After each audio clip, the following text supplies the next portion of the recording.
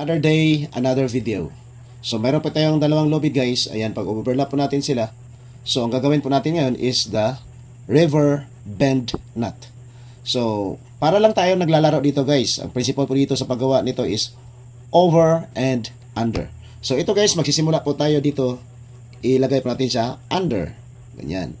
Pagkatapos, ibalik natin siya over, then under. So, ayan. So, yung kabila, yung gagawin natin dito is under, ganyan. Pagkatapos, iikot po natin siya over, tapos, ilagay natin dito under, tapos, over.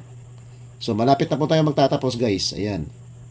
So, ito, guys, at saka ito, ibabalik po natin sila kung saan nanggaling itong lubid na blue at saka itong color brown. So, it should be in parallel, no? So, parallel sila kasi ganyan po, parallel po siya. So, nasa tabi po siya ng kanyang same color. At saka ito, guys, parallel din po siya, guys, ganyan. So, ito na po ang ating tinatawag nating the river bend knot. Ganyan po siya. Thank you for watching.